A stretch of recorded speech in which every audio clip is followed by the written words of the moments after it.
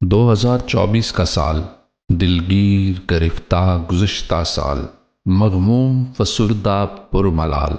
2024 का साल आइन की पामाली का साल, इंसाफ की दुहाई का साल, कौम की बदहाली का साल, रियासत की रुसवाई का साल, अवामी राय की बेहुरमती थी, कौम के फैसलों की बेतौकीरी थी, मुल्क के बच्चों की दरबदरी थी, आवाज़े हक पे पाबंदी थी।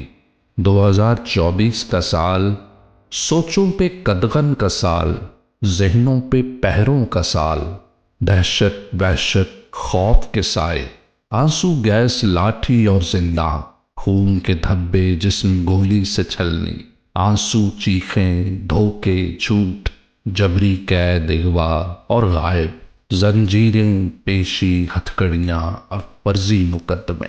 2024 के 365 दिन में यही कुछ देखा, यही सब बीता। धरती और उसके बच्चों ने रियासत का बस कहर समेटा। 2025 के साल आने वाले अच्छे साल, कौम का हाल बदलने आ, जमहूर को ताकत देने आ, जो नस्लों की खातिर जेल में है वो हाकिम हमें लौटाने आ।